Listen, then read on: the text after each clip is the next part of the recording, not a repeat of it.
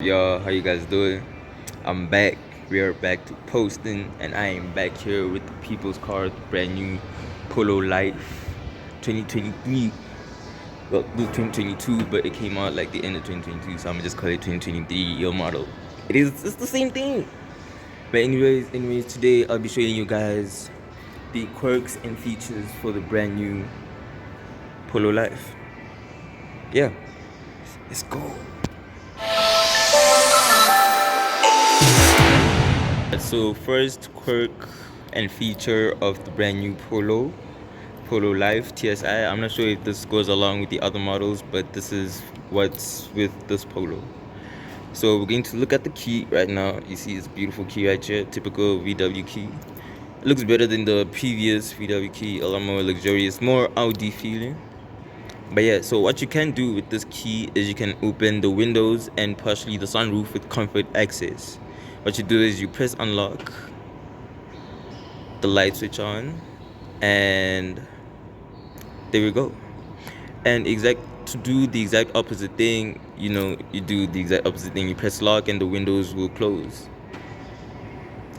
Make sure you press and hold, of course. Don't just press it and expect like the windows to close all of a sudden. This is really good if you're somewhere that might be hot or might just start raining and your windows are open, that type of thing. Or maybe you forgot to close your windows and you're in a rush, you can just close it on the go. Alright, the next quirky feature are the lights here at the back, as they have a sequential turning signal, which usually was in the higher models such as the Golf and Audi models, but they were never in the Polo. This is the first time the Polo gets this. Obviously you do have to spec it with the IQ lights to get this feature, and as you switch it on, the lights do a type of dance as you switch it on, like a opening scene, I guess. We'll just call it an opening scene. Let me just show you guys. And there we go. And kind of the same thing as you lock it, but they don't do like a whole scene as you lock it, but the signals come. Yeah, I don't know how to explain it, but this is the best way I'm trying to explain it. But yeah, next up we are going to walk up to the door with our keys in the pocket to show you the comfort access features. So in order to unlock the car with comfort access, you put your hand into the door right about there, and your door's unlocked. And to lock the door, there's a little slash right here. It might possibly be a sensor. I don't really know what it is. I'd call it like a finger sensor or whatever. But you just press right here. Your mirrors fold and the car's locked. Right, just to show you if the car's locked. Car's locked. This only happens with the two front doors. This does not work with the back doors. So yeah. Next, let's go into the car and let me show you guys some cute little neat features about it. Of course, open it. And then we go inside. It's quite decent headroom. It's quite a comfortable car for a Polo. Like for a Polo, this is not a Golf. It's quite comfortable. Alright, I just had to close the door, that's why I put my hand there. But anyways, alright, so in the interior of the Polo Life, here we are. So I'm going to just switch the ignition on for you guys. Let me put this away. And here we go. This is the Discover Media System. This is not the Discover Pro system. Switching on the infotainment system. Let me just press that so that no music plays and we do not get copywritten. But here we are in the infotainment system. You can change these dials right here into whatever you feel comfortable with. Over here I have it to show me the revs. In order to change them, you press right here. This is the view system. When you press here, it changes. Over here it will show you different things about your infotainment system. As you can see, it says turned off. It's turned off right there. And as you press it again, it will show you your speedometer without the revs. Press it again, and there we go, the revs, but put the speed right there. So this is all configurable to your taste. And yeah, so next we have the active park assist button right here. As you press it, yeah, a little beep. Your park distance control is over here. This will beep the closer you get to an object, or if an object gets closer to you. This is really good if you want to maneuver in really tight parkings. Over here, you have auto park, which like it parks for you essentially. Like it turns the steering wheel for you into the parking lot. It's a little bit. It works different with the manual. I don't really know how to use it yet, but yeah, we learn as we go. Over here, you have the start stop system. Of course, this is the auto start stop that happens when you at the stoplight. It will switch off the engine, which really sucks because with the manual, in order to switch the engine back on, you have to press the clutch in. Yeah, hate that. Over here, you have the USB Type C ports. This is to show you that this is a brand new model. And as we go here, for anyone who might be wondering if there are any CD players within the car, for those, for people with classic souls, it's in here somewhere. I'm not really sure where you put it, but I know it should be somewhere here. I think you open this thing, but I've never really tried that out. But yeah. Oh yeah, you can put an SD card here. I'm not really sure what you can put on that side, but yeah. So next we come here to the headlight system. As you can see, the car will always ask you to keep it on auto, but this is what happens.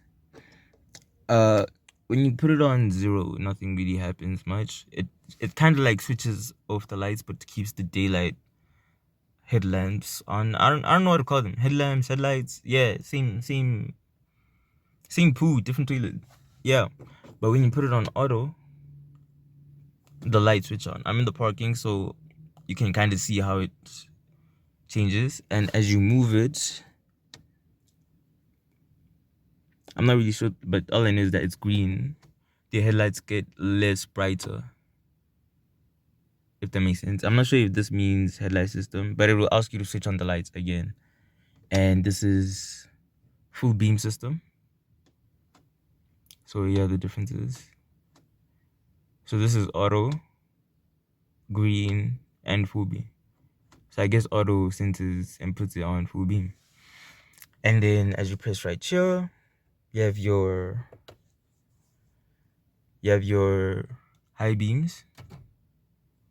Obviously auto. When you put it on auto high beam, like it senses how dark your environment is and will automatically switch the high beams on and off depending on which side needs more light. And if there's a car coming towards you, it will dim. I don't know why I said dim.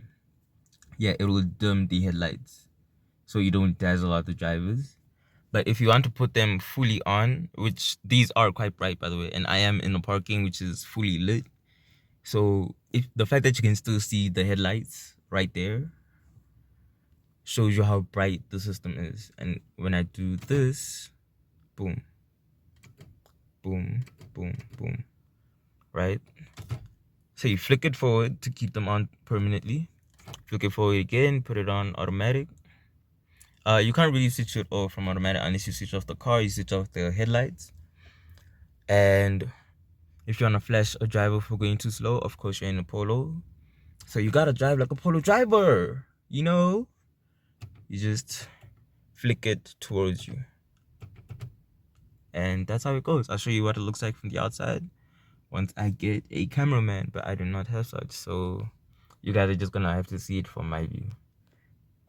And yeah, as we move over to my right side, over here you have a really deep cubby hole for your large cups, your drinks and stuff, like your bottles, large bottle holder and stuff. And there's more space down here.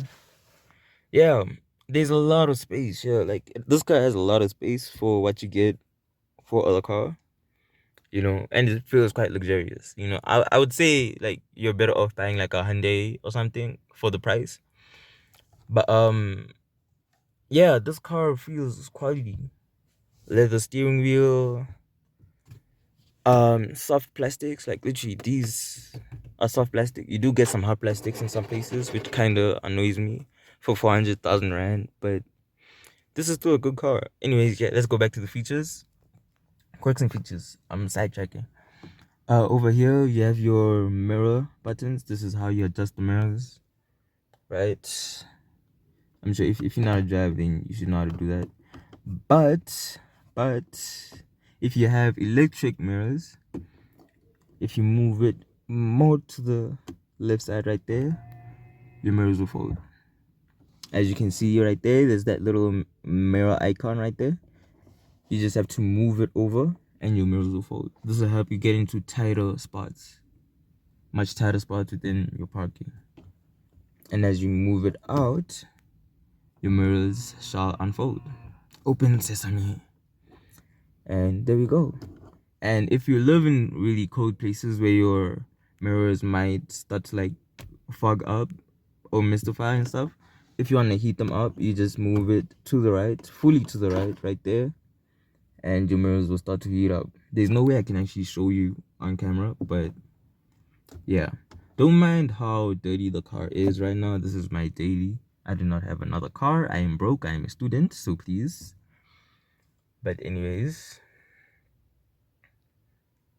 yeah, as we move even further down, you can see right here you have a 12-volt socket, 2 cup holders. These are actually quite decent cup holders. Let me just take that little piece of dirt out. But yeah, these are quite decent cup holders. This hexagonal shape is not really good. Doesn't really hold much cups. Like a large McDonald's cup will not fit in here. So you need to have a passenger to hold your cup so it doesn't spill. And over here you can keep a little bit of accessories. It's a little bit hard to access here because of the center cubby. But yeah, you can keep things here. You can keep your keys. You can keep a whole bunch of stuff here. Over here you have a wireless charging pad. For those of you who have fancy phones with wireless charging, lucky you. And yeah, 12-volt socket. You can put in a little adapter here for those of you who are still using Type B. And over here, you have your little center cubby. Very deep. It's very deep. It's very deep. It goes really deep. Like you can actually lose things inside there. You can lose quite a lot inside. But yeah, and it's also adjustable. So you can put it to whichever place you feel comfortable and just relax. Left hand is steering, the other is gripping your thigh. Then relax your hand. You know when you got your little passenger princess there, just you have a place to keep your hand. Well, your elbow. Yeah. Upwards. Oh yeah, I should say that with the Polo GTI and stuff, or higher spec models, you do get better, well not better, more like more future type infotainment stuff, like a bigger touchscreen. This is a lot more configurable and it goes all the way through this dash. And the air conditioning system is it's touch sensitive. Like you get touch feedback type thing. I'm not really a fan of that. I've been in it, like I felt it, but it's not really my type of thing. I still prefer these automatic because they're a lot more sensible, you know, a lot more robust. But yeah, as we move upwards, you have your little mirror. You know, there's nothing special about it.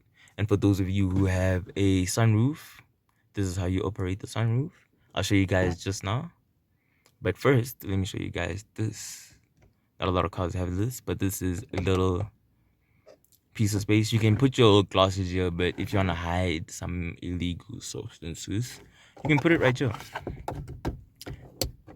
And nobody would know. Well, somebody would check, but it's not really too deep. Don't mind the makeup marks. Yeah. We are up here. As you can see over here, this is how you control your lighting system. Forward controls the individual lights, as you can see.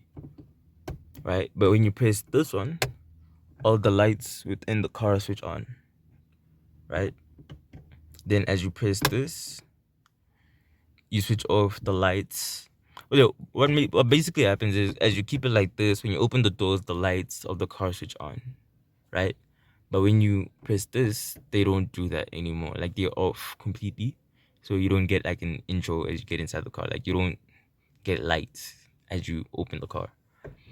And yeah, as we go over here, I'm not sure if it's different between cars that have a sunroof and those and cars that don't, but over here you do. And in order to operate the sunroof, you have I think you have like about 4 or 5 different modes for the sunroof. First, obviously it's close. You close it, you push it forward. And to get some air in without opening the sunroof completely, you just gently press it upwards with your thumb right there. Right there, here by the end, you just press it upwards. And it goes up.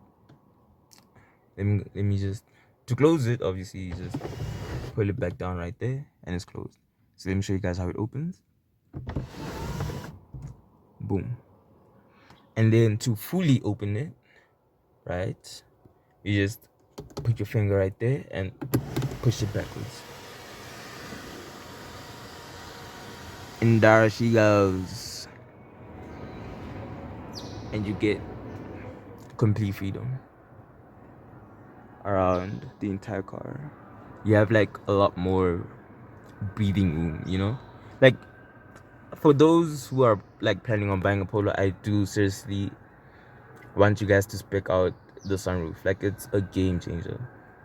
It feels more spacious within the car. And yeah, that's it for today's quirks and features video.